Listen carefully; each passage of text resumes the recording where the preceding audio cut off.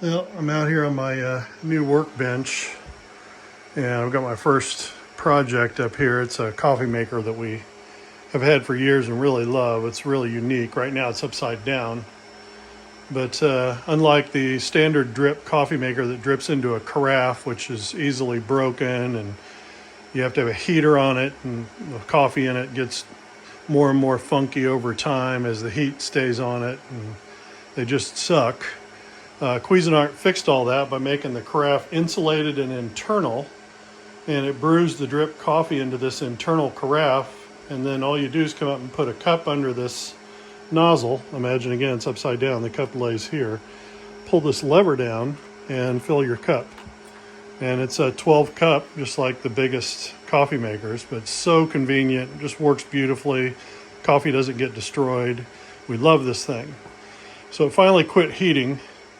I don't drink a lot of drip coffee, really mostly for guests, but went out on my woodworking workbench to be worked on, but it's just not convenient.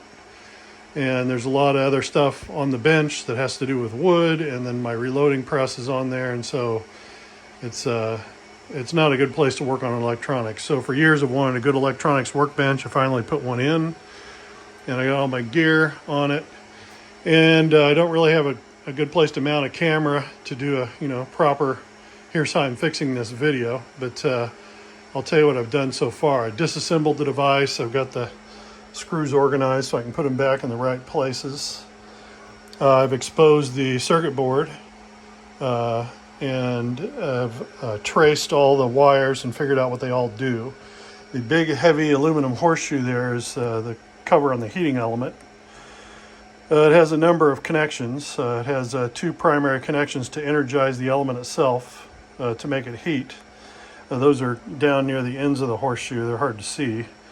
And then there's two temperature sensors. One of them is a fine temperature sensor, and that's these blue wires here. And the other one's a coarse sensor, and basically it's a fuse. And if the element ever gets super hot, meaning there's no water in it, before catching something on fire, that thing will blow and there will no longer be a current path at all to the circuit board or anything else. It basically is a fusible link and you have to replace it.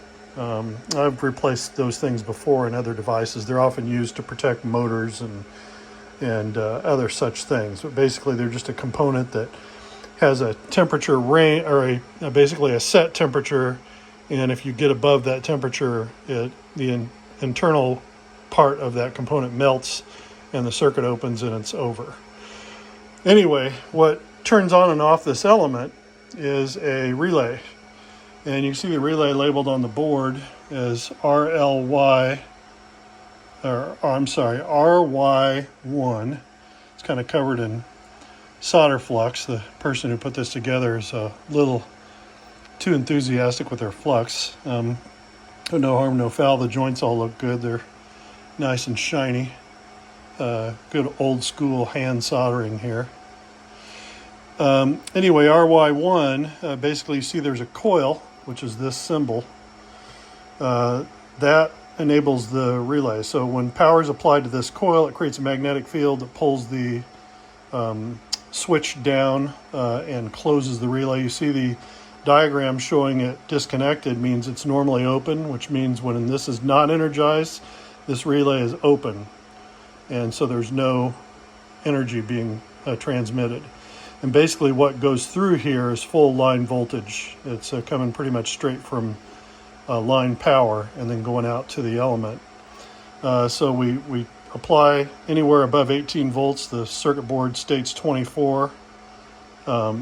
24 volts is applied to this coil that closes this link, and 120 volt power then can be communicated to one leg of this, and the other leg is already connected to the neutral. So the hot side gets switched on. So I got it all exposed. I put my meter on that output after identifying all the tabs, and I turned plug the device in, turn it on, and hit brew. And I heard the clicking of a relay. There are two relays in here. There's one there and one there. I'll show you the relays themselves here in a second. I heard clicking of a relay, but there was no output power. So the question becomes, is the relay bad, or is the coil voltage not being enabled? So then I basically took my meter and put it across that coil and then enabled the brew cycle, and the voltage did not go up on my meter. So the two choices there is no voltage is being applied, or that coil is somehow completely shorted, and when the voltage is supplied, it's just sinking into the coil and heating up the relay and not showing on the meter. So I wanted to test the heater, so I basically shorted the output with it on brew. The heater heated up very promptly. I disconnected it immediately. And then just now I got out my power supply and applied 20 volts to the input coil right here, which should have shorted the output and shown 0 ohms on my multimeter.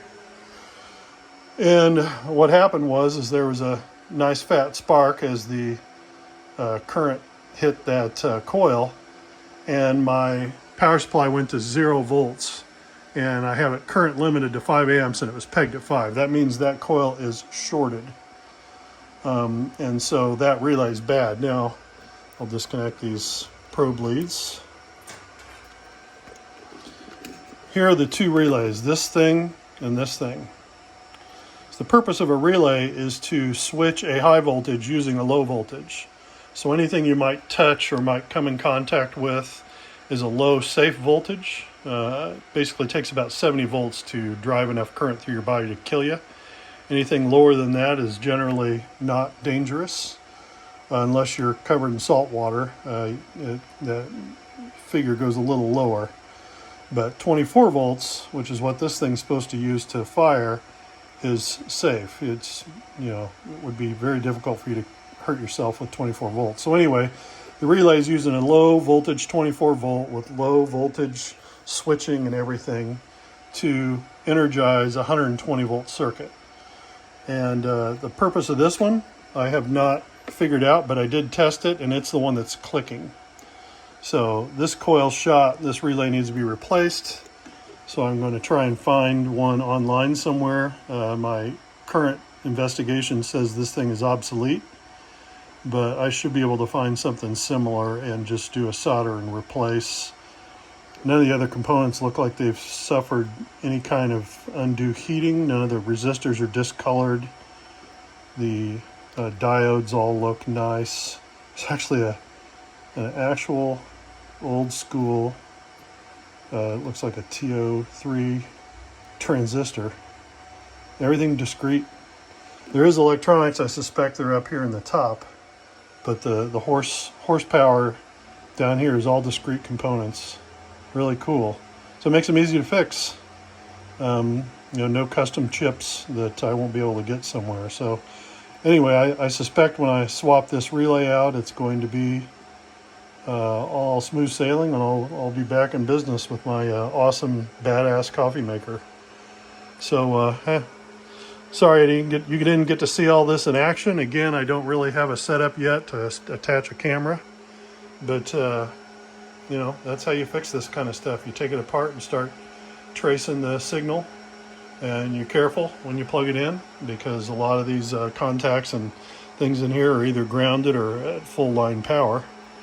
And you just start testing a little bit at a time. You only need to know a little bit of circuit theory to make this work. So it's really a lot easier to fix these kind of things than you might think. Anyway, thanks for watching. Take care.